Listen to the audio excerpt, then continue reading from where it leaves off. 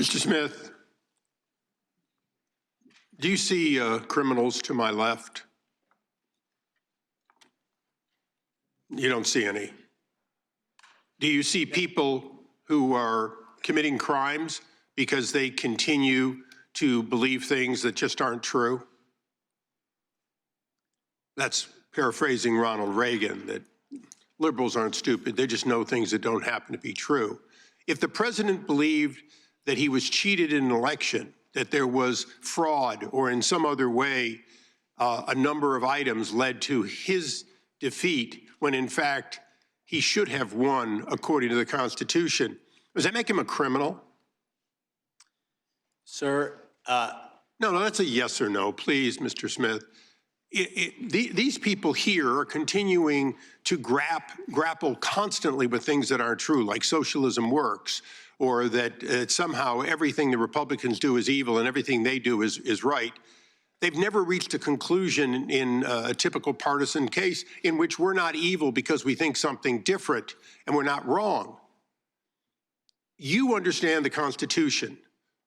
Do you understand the Bill of Rights, that someone has the absolute right to believe something, whether it's true or not, and to advocate for something, whether it's true or not? Do you understand that in addition to your oath to the Constitution, that that's one of the things the First Amendment allows for, isn't it?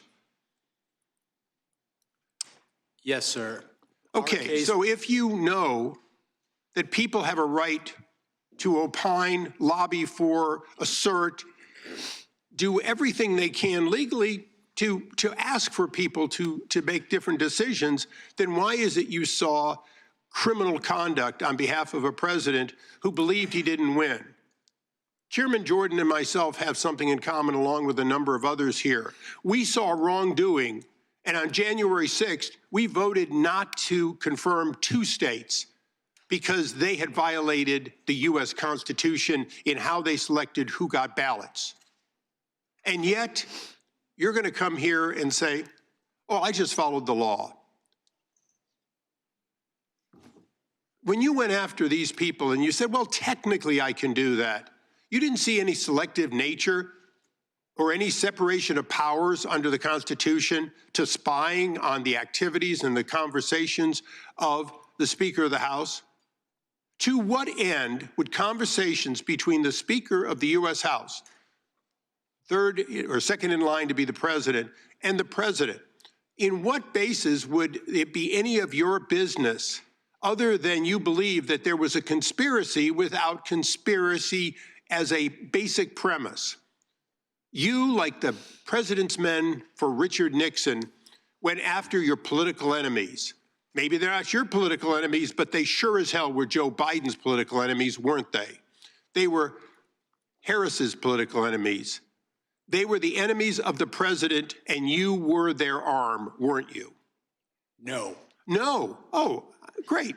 So you spied on the Speaker of the House and these other senators and so on, and informed no one, and in fact put in a gag order so they couldn't discover it.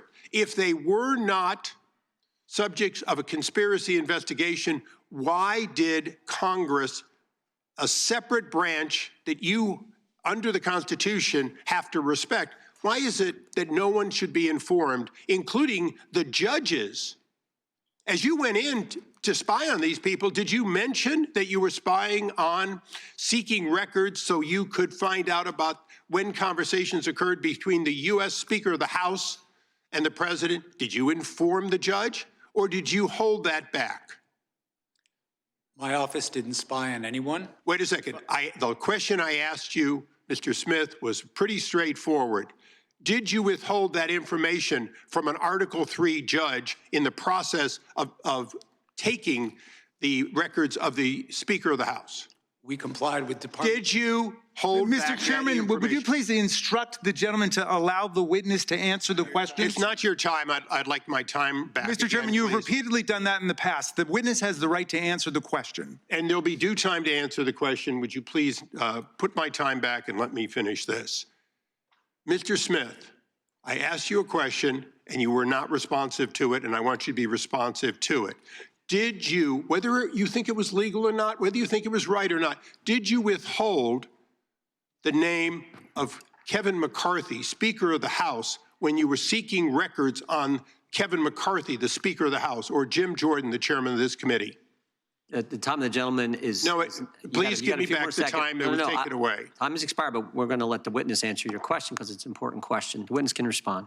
We did not provide that information to the judge when we requested a non-disclosure order, consistent with the law and consistent with Department Mr. Chairman, the amazing thing here today is that we have an admission that an Article Chairman, the gentleman's time has expired by now 34 seconds. It gets more than 5 minutes. How many times do you interrupt me? The time belongs to the gentleman from California, but it has expired. I will be brief in my address to the chairman. We have the evidence that an Article I representative on behalf of the president withheld from Article III. Mr. Chairman, I would demand the same leniency. And with that, I yield back in disgust of this witness. Hey everyone, I'm Emily Campagno. Catch me and my co-hosts Harris Faulkner and Kaylee McEnany on Outnumbered every weekday at 12 p.m. Eastern, or set your DVR. Also, don't forget to subscribe to the Fox News YouTube page for daily highlights.